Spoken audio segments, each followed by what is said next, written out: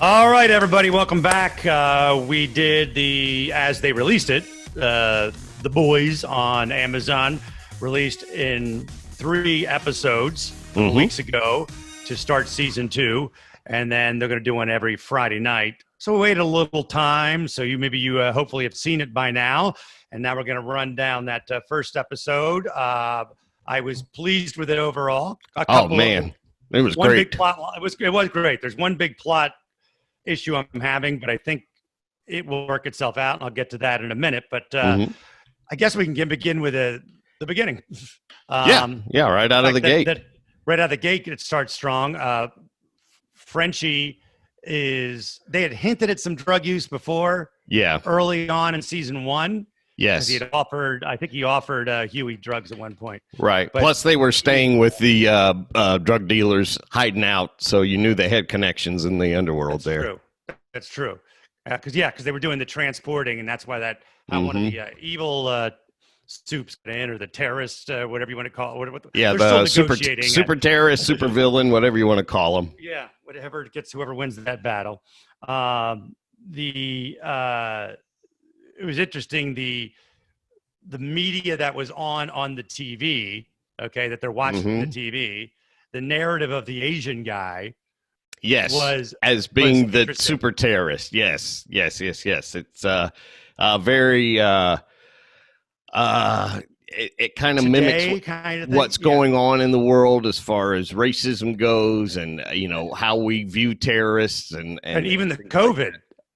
Because the media on the TV, on the show, was talking about how he's Asian. He has this ties rare, to he's got superpowers, and he has ties to these rare what is it, the light army or something, some sort of some radical organization. Yes. And there's no humanity painted to him about no side of his village getting blown up or anything like that, which doesn't make him doing right. But it was just it was an obvious shot at media and how they portray something. Yes. Yeah. Because they also said that he was the one that destroyed and killed all those people when it wasn't really. The 59 at the apartment building. The Soups were actually part of that too. They were killing people. Yeah, Stormfront was the one that actually killed the 59 because she was attacking him and ended up just destroying that whole apartment building. But they pinned it on the guy. Even before we got to the drug use and what was going on in the background, the weird interviews at the beginning, which is a huge thing where they're interviewing candidates to be the Deep's wife. Oh, yes. Because that's how it starts the episode, and you're like, what is that? Yes. Yes, I know. It's very small. It's right before we start seeing Frenchie crushing up drugs on with a knife. And then they go back to it. I think they do drugs, and then they go back to it. Yes. But they don't really explain it. They do. And we all know that this is a Scientology shot, don't we? Yes, absolutely. This is 100% Tom Cruise and Scientology picking out a wife for him. Yes, it's got to be got to be 100%, and I think it's hilarious. But it was funny. We will get back to that a little bit later because that's kind of how they wrap up the show. But yes, from there we go, and we get the Homelander visiting this random cabin.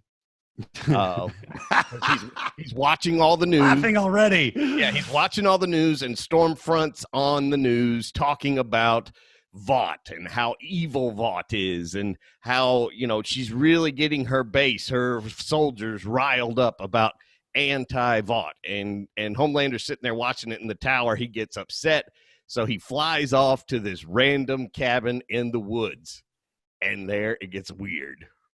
Yes, because a return from season 1, who framed a senator or congressman, whatever he was, and used it as a bribery. The shapeshifter is a fat guy, older, fat, bald guy. They call him Doppelganger.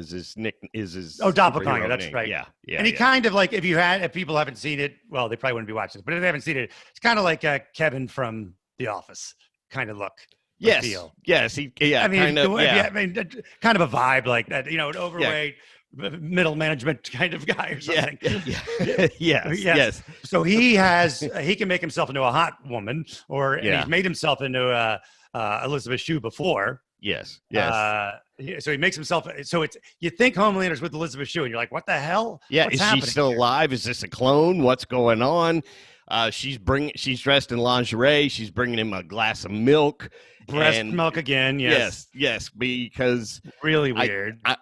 I've got a theory about that. Maybe we can get into later about Elizabeth Shue and her relationship to Homelander. But yeah, from there, they're hanging out, and she's really like, "Oh, I love you," building up his ego. And the moment where he loses control of his powers, the doppelganger, Yeah. and they're laying on the couch, and Oh, Homelander's head's in his lap, and yes. he starts grunting and groaning, and he's like, "Oh, it hurts when I hold my power this long." And Homelander sits up and he's like, change back Change now, back because he's now." freaking out so much. Yes, And it's because it turns out that wherever this mystery captain is, it's the doppelganger, and he has turned into Elizabeth Shue's character, and he's even doing the milk thing, which is all part of this whole It's breast milk fascination that yes, Lander has. yeah, and Um, so they're watching the news, and doppelgangers basically kind of manipulating him a little bit by saying, "Look, the Seven has turned against you. That's your team. It's time for you to clean house or to restart the team mhm. because you need to take control back." And so that's very symbolic because he is Elizabeth Shue, and he's Yeah. telling Homelander that this is your team. Stormfront can't take it away from you. No one, Vought can't take it away from you, and you need to get your house in order. But I think doppelganger might not be as manipulating, but just he knows what Homelander wants to hear. Well, He was yeah, also yeah, he was also very close with Madeline. Is that yeah, Elizabeth Shue, Madeline? yeah, She'll yeah, get yeah, yeah. with he was close with Madeline because Madeline has used him at least Used him a once, lot. probably many times. Yeah, yeah. So he was just feeding into Homelander's Right. ego to keep his Yes. gig Yeah, or yeah, whatever yeah, as yeah. a servicing Homelander. Although they don't do it, they just are very weird mother son relationship kind of thing going on. Yes, and that leads to my theory that I think that Elizabeth Shue, back when they first started this program, had the same relationship that Becca and Ryan have. She was his mother who had to raise him. He's basically was a test tube baby, but she was in charge of trying to give him a normal childhood. And somewhere along the line, It went sideways. lines got blurred, and yeah, he looked at her as a mother, but also as the whole Freud So thing, do you think that sex he thing. knows it's a mother? Do you I, think he knows it's a mother? It's his mother? I think he does. I think Homelander has been. That's why it was so significant that he killed her last season, because I believe she was there from the very beginning.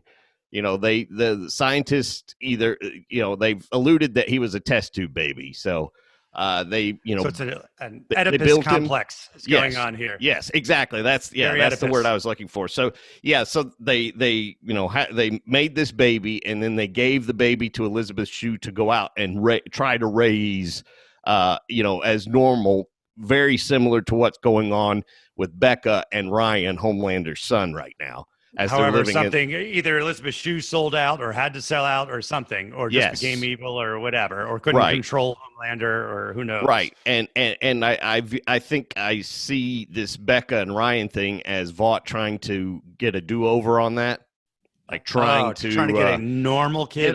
trying to get a normal kid. They're like, well, this one turned out really crazy and Psychopath. psychopath. So let's do a 2.0 Homelander, and one we Gotcha. can control a little better.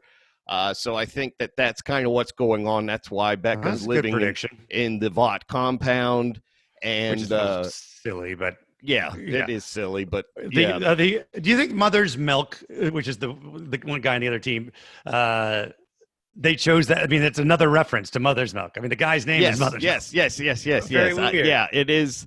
It is. There's a lot of little Easter egg kind of things in there, but And then there's Liberty, we find out about. You got to go find out Liberty. Yeah, Butcher walks up and he meets with the colonel, who apparently was the leader of their Black Ops team, and she's the one that's been the lady that's been giving all the information. And so he tells him about Liberty, which is down in Raleigh, North Carolina. Oh, Shout out and to one other North thing, Carolina. Oh, and how'd they get that information? They tied that in because Madeline was using a private server. Yes, yeah, Which is a Hillary Clinton kind of reference. Yes, or whatever. exactly. We got it off of private. So everything has like these little things in there. Yes, the writers were very smart in including all of this, different real world references. Adapting the graphic novel to today. And North Carolina they totally go stereotype on North Carolina with as country. But I started thinking, why do they pick North Carolina? And we know that they're in D.C. or New York, something like that. Yeah, right. They couldn't have them drive all the way down to Alabama, Mississippi, Louisiana, something like that. Right. Florida doesn't really have the redneck thing. So you got to have a distance that you can go. Right. And South Carolina might get, so you're like, let's go to North Carolina. It's an easy drive because we're going for the weekend. Exactly. Because both me and my wife looked at each other and we're like, did they really go deep enough in the South? Because the whole Liberty thing is kind of a civil rights type reference. Going on there. So you kind of wonder exactly, why they chose Raleigh. Why did we go deep? Am I only thinking? Why not Greensboro or Winston? When I think about civil rights in North Carolina, Greensboro and Winston were some of the bigger hot spots for that. And why did they pick Raleigh? Because it's a major. It doesn't make sense because it's a major city. Right. And they're driving through the countryside, and it's nothing but religious music and hillbillies, Confederate flag, Homelander with a Confederate flag. Yes, on the side of the barn, which I missed the first time, but I thought that was very telling. Yeah. And then I even wrote in my notes, I wrote no Billy Joel. And as I wrote that, we're partway through the because usually it starts with a Billy Joel or very close to the beginning. Yes, yeah, exactly. There's always like last episode, there was a Billy Joel video of the guy jumping off the bridge and Billy Joel saving him. In the second wind was the whole thing. So this one was they're driving, they hear Starlight songs. Her song is on every radio station, which I thought was hilarious because you do hear that a lot. And it was a silly song. Yes. And then Billy Joel finally comes on, and it's the we didn't start the fire. And Huey and Starlight are singing at the top of their lungs. And they know the words to the rap part of it. Yes, like they're on a girls' road trip or something, and then Mother's Milk just shuts it down and says, "We are not. This is not a date. We are not going to Vegas." So, And again, Billy Joel's song is kind of a reference to everything's burning down, like all hell's broken loose. We start the fire, but it's so the song comes into play. Plus, it shows that they have this bond that they weren't even aware of, that they love Billy Joel. Yes.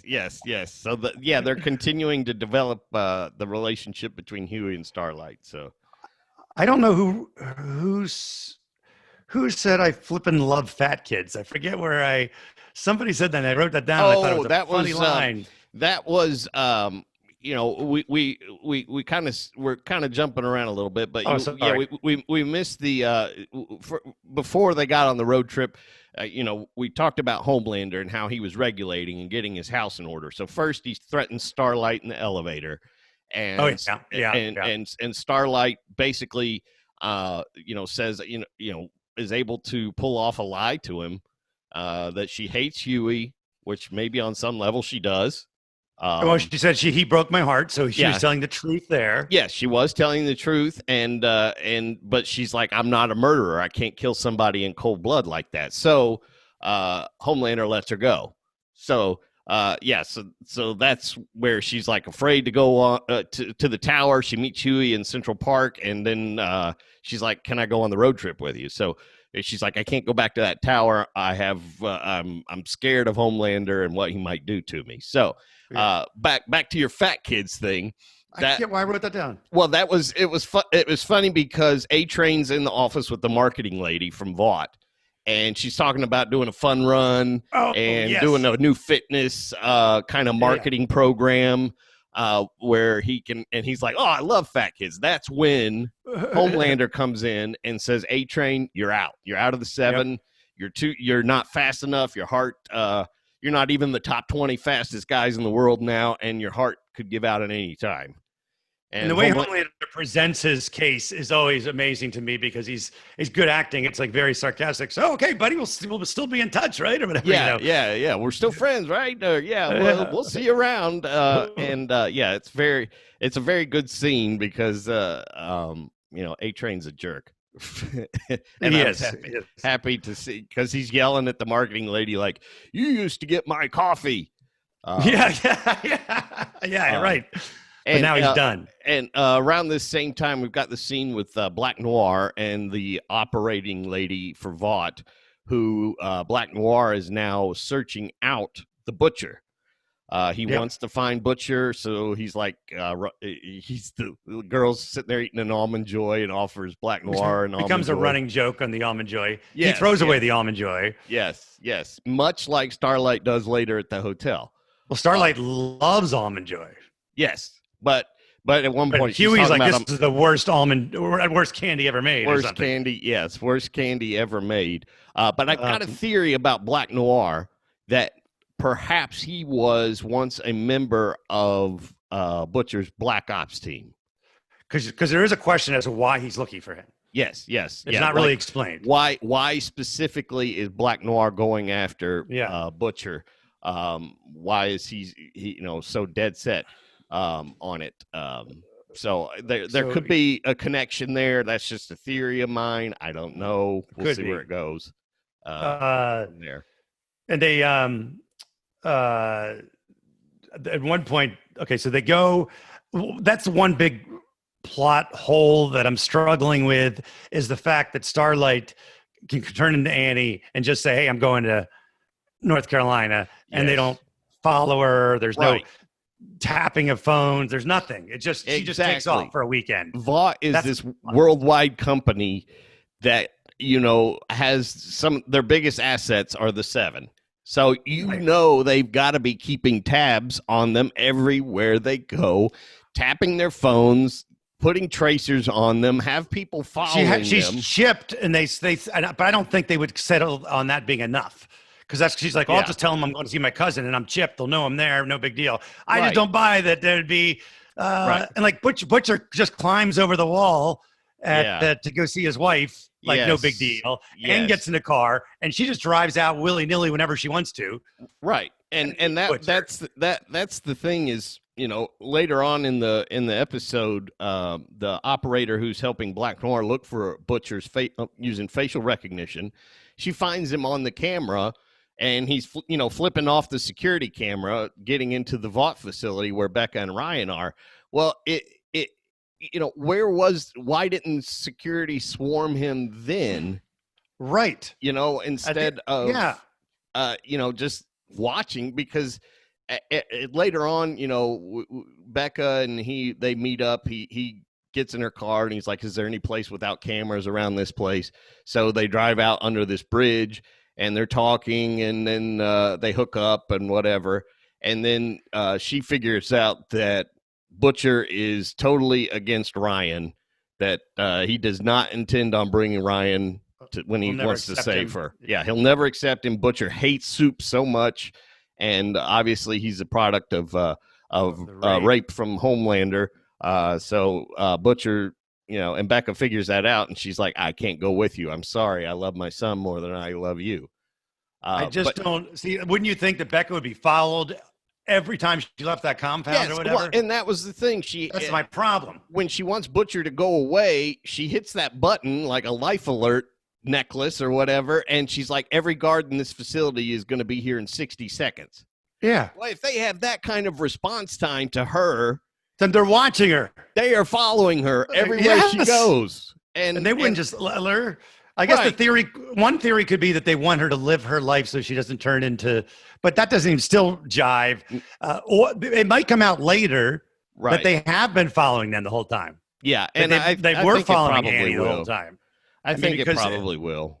Annie doesn't think they're following, but it'd be better for the Vought people, the head of Vought, Gus, Stan, I call him from Breaking Bad. Stan is his name, to allow her to go do her stuff, follow her, and see what she's doing, and just wrap her up. Yes, that's possible. Yeah, that is a hole right now. Yeah, it is a hole, and I think it will. They'll fill that hole because there's just so much happening right now, and they have. They've shown us that they have operators who are watching, who are in this call center. Now, I get like last episode where Butcher and Mother's Milk and all them lost them in the tunnels. Okay, I can buy that. Maybe. Yeah. But I also I don't believe that Vought is this worldwide conglomerate that is so powerful. Technology out there. Yeah, closed captioning TV, closed circuit TV everywhere, cameras, traffic cams, everything. But they lose track of their 7. They lose track of people in the 7. Yeah. Now, I want to talk about one of my favorite scenes, and this really doesn't advance the plot a whole lot, but I thought was really cool was the when they're in the diner and Mother's Milk and Annie are sitting there and they're talking about their dads. And I thought that was a good, it didn't advance the plot, but it was a good character development scene. We got a lot of Mother's Milk's backstory in this episode, which I thought was cool because I've wanted a little bit of that. I wanted more of that to understand who these guys are. We also got some Frenchie backstory. He went to see some random hooker that he knew. Well, he was with her at the beginning. Oh, that's that right. Was season 1. So it wasn't random. I mean, they were kind of a boyfriend girl. She blew up his whole place. Yeah, that's right. I forgot about that. So they had a relationship. Yes. I do like her line. I think her line was, don't stain my clean sheets with your sweaty despair. Yes. I think that's a great line. There were some very good lines in that exchange. So we got some Frenchie, where his mind is. He likes Kamiko, obviously. And but he doesn't know how to go about comforting her after her brother died and how to because he has some sort of PTSD type thing from his life of killing people. Right. Yeah. Because he was a member of Butcher's Black Ops team. Because he says you'll never forget your first one and stuff like that. Remember? Yeah. He's got PTSD from some of the horrible things the missions that they went on. But the whole Mother's Milk and Annie sitting in the cafe. Talking about these tender moments they remember having with their father, I thought was good backstory, and also they're alluding to Mother's Milk's like OCD of stirring his coffee 3 times, and then they walk out, and it's very funny about the wet wipes. He's very very funny about the wet wipes. He's very very very very pro wet wipe. Because Annie's trying to use a dry wipe, and he's like, no, you're going to smear all of the germs around, and then that truck comes from out of nowhere and smashes that car, and Annie wants to run over, obviously being a superhero, to help, and they're like, no, you can't, we're on the run, we're on the lam here, we're on, we're undercover, you can't, people will know who you are. And I think it was I thought when the accident first happened it was going to be a setup by Vought or somebody. I did too. Yes, I did too. But I think it was just a moment to show us that, at the core of it, Annie's still a superhero. She still wants to do the right thing. And, they have to. But she's also willing now to. I think she's also willing. It shows she's willing now to go with the flow with the guys more. Yes. Like before, she was like, I don't trust you guys or whatever, really. Only a little bit. Which again was important that her and Mother's Milk had that moment in the diner where they're getting to know each other and kind of bonding a a bit. So and then the Almond Joy comes into play again. Yes, the Almond Joy and whoever did the writing on this show, really researched the worst candy bars, because I think they mentioned Almond Joy, Bit of Honey, and Charleston Chew. Yeah, that was her 3 favorite. Yes. Like, how are they your 3? And Huey's like, how are those your 3 favorite? And Huey's like, those are the worst. Those are the 3 worst. Literally the 3 worst. How can you like those? I think he says at one point that they are. he mentions, or later on, maybe it's John Wayne Gacy's. It was John Wayne Gacy's Yes, favorite yeah. You almond know, that's joy the or candy like bar he that. used to give out to children, which Yeah, or something like that. When he was dressed as kind a of a clown or dark, whatever. very dark, funny line. But Yeah, and I yeah, was a little disturbed that I'm not much of a germ freak, but it didn't seem like a great hotel. And Annie and Huey, they do it on top of the comforter. Could you take the yes, yeah, comforter yeah, off? yeah. Could you Could you? take the comforter Yeah, off? I know you guys.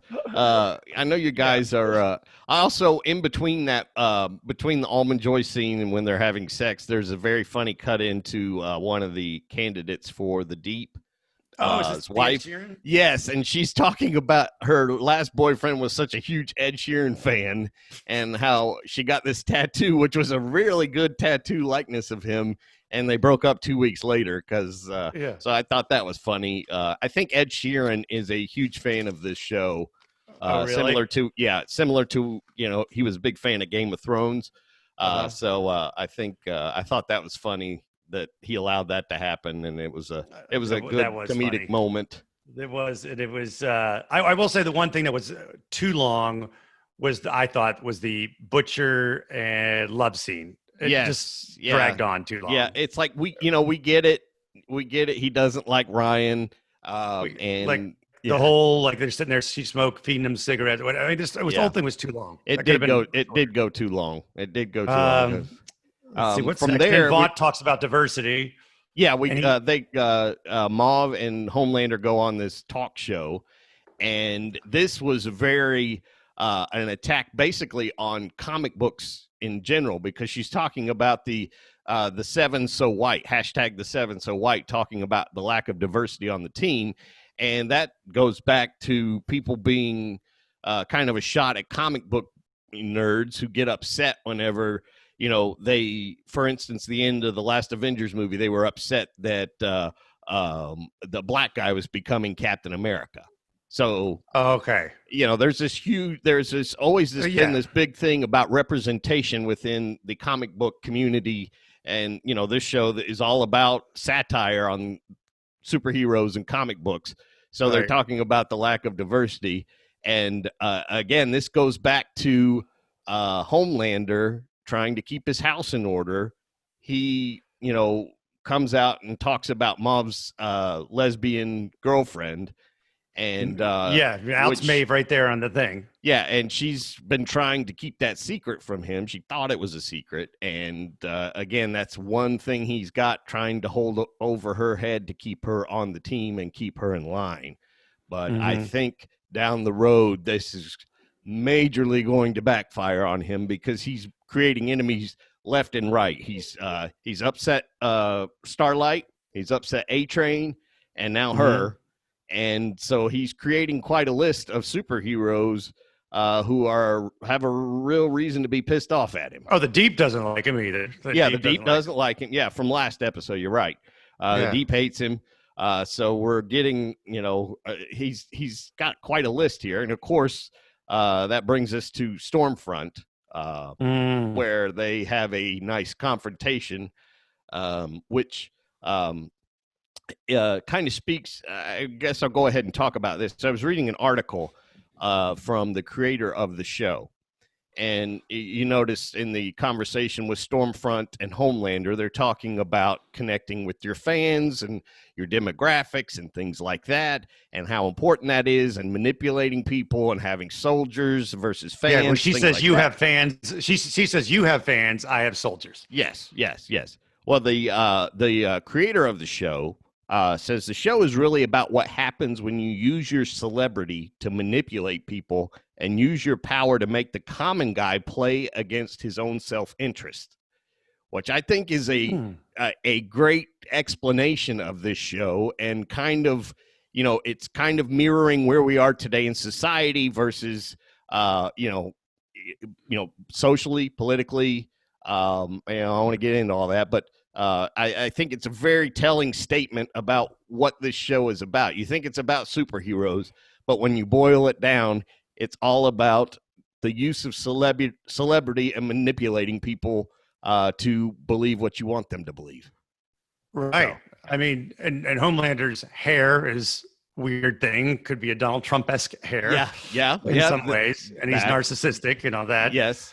But she's not nicer either. So both sides are, she's terrible. And they even talk about the borders needed to be protected, and stuff like that in their conversation. Exactly. Now we did. I jumped ahead there a little bit because we were talking about representation and all of that, and but we also missed the whole where Mother's Milk, Huey, and Annie get to meet the sister. Liberty. Yeah, the sister of the victim who Liberty killed. Apparently randomly just killed. Yeah, in 1979, for some reason. Which I thought it was the 60s. Was it the 60s or the 70s? No, it was 1979, which I thought they would have gone a little further back than that. But but they don't really explain why. She's just a psychopath, apparently. Right. Liberty. She's just standing in the road, and this lady's it's the girl from a different world. I yelled that out to my wife. It was? Yeah, she was in a different world. I can't remember she her was. name. Yes. And you know what's funny about that? I said the same thing. I recognized her. And you know what's interesting? A side note, little dig deep down the rabbit hole. Sure, yeah. She and her husband wrote the theme song to The Cosby Show. Really? Yes. The kind of the her the actress and her husband wrote that theme. Very interesting. There's a little factoid for you. I didn't know that. For you. But as soon as she opened that door, I'm like, that's the girl from a different world. Dawn Lewis, I think is her name. Yes, or something like that. Yeah. Yeah. So Valerie. Yeah. So we get the whole story about how her brother's driving along one night. She's asleep in the back of the car. It's pouring down rain, and Lady Liberty is standing there in the middle of the road. Her brother gets out, walks up to her, and says, what's wrong? And she's like, your car was used in a robbery earlier tonight. And then she proceeds to just bash his face in. I mean, that was we don't see her face. No, so we don't know who she is. Yeah.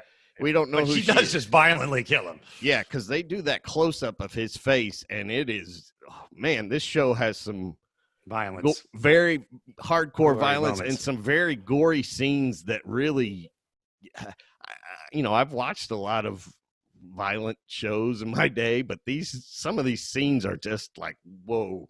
I think some are purposefully comic book over the top. Yes. They're so over the top. Yes, like this one, for instance. I don't think a superhero even punching that hard could do what they did to this guy's face. It reminds me a bit of the Game of Thrones episode where he squashes in the ring. He just squashes his head. The mountain. Mountain just squashes his head. Because it's over the top. It's it's almost silly. So we don't know where that's going to go. And it's also kind of another kind of a plot weirdness is when Vought just got rid of that woman, the sister. I mean, maybe they weren't cold-blooded killers. Yeah, maybe back then they weren't. They weren't. Maybe. They only paid her $2,000. But then it was hardly anything. It is important. She runs over, grabs a newspaper, and says, "This is Lady Liberty," and it's a headline of Stormfront. Yes. And, that's right. That's right. Yeah. They don't show it, but we assume that they're the same person. Yes. Yeah, they're talking about it. Huey and Annie and Eminem. They're in the car, and they're like, well, how could that be? She'd be 70 years old now. And then Annie's like, well, we don't know how Compound V ages people. Right. And we know she's a racist. Yes. Made an Asian slur to the guy at the last episode. Right. They've made several allusions to that. And, she hired these guys to create all these memes, and some of them are a little bit racist memes. She's talking about his whole Homelander's whole $273 million campaign to save America, and how that didn't work, but she's paying guys in Arby's gift cards, and her marketing is going a lot better than his. She's controlling Facebook. I'm quoting figures. Like she's controlling the real simple stuff. And she's using old school marketing. Yeah. She's using viral marketing on the internet, and she's like emotion sells, anger sells. You have Yeah. fans, I have soldiers, which you're right was a Yeah. huge line there. Emotion and anger sells. Yes. Yes, They don't want. yes. Yeah. Okay. So Which then I think we moved right through until we did the Scientology thing. I think we're up to now just the weird ending yes, with the doppelganger. yeah, with doppelganger, because um, well, Black Noir finds Butcher. Also, we didn't even mention that he sees where Butcher is, so he's heading there to track him down. Yeah. But yeah, Homelander goes back to the cabin. We're wondering about what's going to happen, what kind of creepy weirdness is going to happen here. It gets creepy And it gets really very creepy. The doppelganger decides to doppelgang Homelander. He becomes Homelander. Yes, because he knows how much Homelander loves himself. Yes, so he figured he'd want to have sex with himself. Yes, because Homelander's not responding to the Mallory face or the normal stuff, the warm milk or all the mothering. Any of the stuff. Yes, so a doppelganger is probably scared to death of Homelander, knows that this guy could kill me at any second. And so she is trying everything to make him happy. And Homelander's pissed, of course, because he just had that conversation with Stormfront about him being out of touch with his fans and everything. And so basically, Doppelganger turns into him, offers to please him. He says, "Just close your eyes." Just close your eyes, and then when you have your big O, you're going to be looking into your own eyes. You're going to close. You're going to be looking in your own eyes. That's right. You say close your eyes. Yeah. And so, and then at that point, Homelander says, "I don't need anybody. I don't need anybody." And he picks up Doppelganger and snaps his neck. Yeah. And I noticed Doppelganger was just a bit shorter than Homelander. So it wasn't a complete Did you notice that? Yeah. Did you pick that little thing? Yeah, just a bit. Yeah, just a little bit shorter. And I guess it was because whoever was doing the stand-in, and it was kind of some bad CGI. The head. I thought maybe they were doing it on purpose. The Doppelganger can't completely. He looks like him, but he stays the same height. Yeah, same height. Yeah, that could be. And you wanted Homelander to be able to kind of tower over him a little bit, because you think at one moment Homelander's going to go for this. Yes, you do. He has a look in his eye. I said to you last episode we talked I think that the kryptonite of Homelander is his narcissism, his love of himself. That's going to be his kryptonite to use against him. And I think you're absolutely right. He's really set this up in this episode by at the beginning, Doppelganger's telling him you need to go, and the 7 is your team. So he goes around and makes sure that every member of the 7 is on his side, or he still has some sort of leverage. Yeah, or fears him. And in the process, with his ego, he's turning every one of them against him, which will bite him in the butt down the line, because if you've got Homelander and then you've got 6 other superheroes, and who knows who else attacking you, even Homelander might not be able to survive that. And Stormfront can fool the other people into thinking, "Hey, I'm with you guys. I hate Vought too," even though we are pretty sure that she's working for Vought. Yes, exactly. I would think so. Yeah, I would think so too, especially with the whole back to 1979 and her being around 79 years, and her just coming out of the blue and being put on the team by Stan Gus from Breaking Bad. Yeah, and being so mouthy against Vought and getting away with it. Yes, because but that, and it goes back to my whole theory last video cast, where I talked about Stan or Gus, whatever, him having this overall, I'm going to consolidate power by playing one side against the other, by creating a lot of chaos, and chaos, as we learned in Game of Thrones, is a ladder for you to move up, and for him to consolidate more power. And, he's creating the super terrorists. He's creating strife within the 7. He's finding a way to get Homelander out of the way. He's putting people into place that he knows he can control or has, leverage over. And I think that's ultimately where we're headed. So I think that is where we headed to. I don't know if I had to make any predictions. I really don't know what's coming next. I'm glad that Annie got more of a her character came alive a little bit more this than the last. Yes. Episodes. This episode had a lot of character development and good character development that I cared about.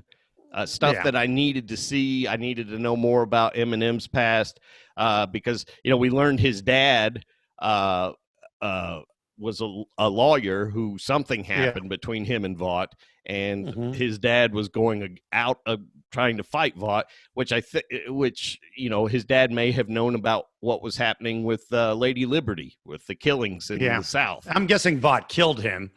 Yes. They said it was like he was implied it was like overwork trying to fight. Yeah, Vought, he but was I'm guessing there was a murder slumped there. over his typewriter at 55. But I think Vought took him out because he was trying to because he was the lawyer, legally fight Vought for something, something. Liberty might have killed him for all we know. Right. Yeah. Lady Liberty could have killed him. But my thoughts were that he was kind of a civil rights activist kind of guy. And he was trying to fight against Vought because they were killing black people in the South. So is it possible that girl, Stormfront, is Lady Liberty's daughter?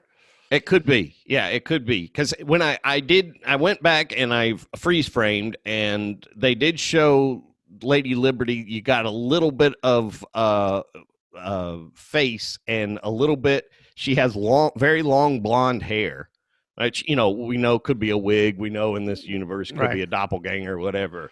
That changing your appearance is not hard, but I did think about it's a daughter. that. It is possible that it's her daughter, and it is possible that it's the same woman, because we don't know, like Annie said, we don't know what Compound V does to aging. Let me throw this out.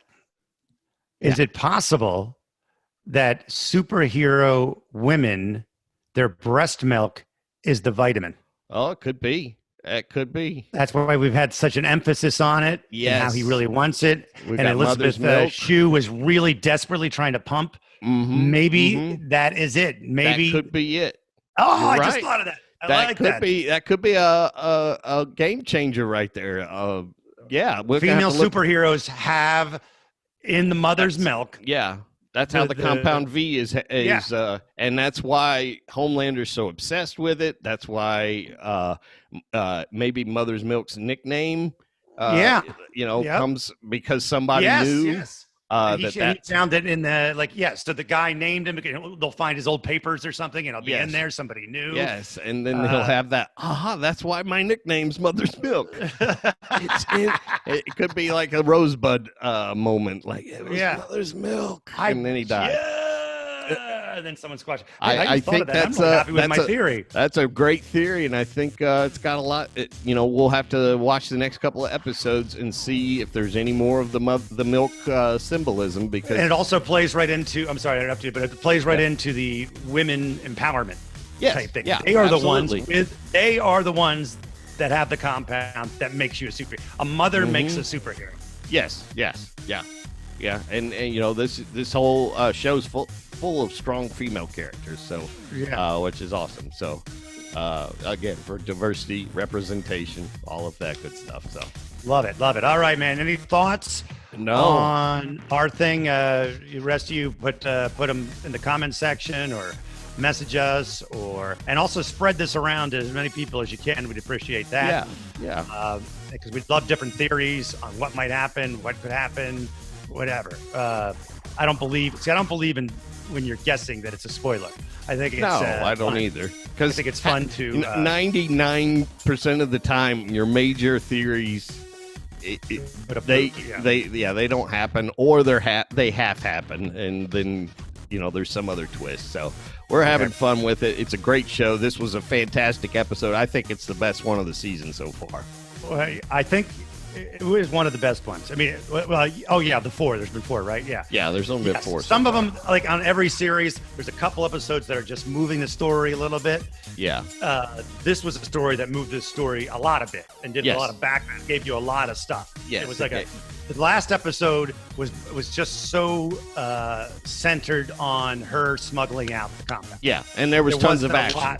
A lot of fight, a lot of superhero fight scenes. You had the boat impaling the whales, her that was destroying the apartment, the There's such 59. great lines, man. Yeah. Just great lines written in the show. It's very, very well done. So anyway, we'll all right, wrap man. it up. Watch the next one. See ya. Bye, boys.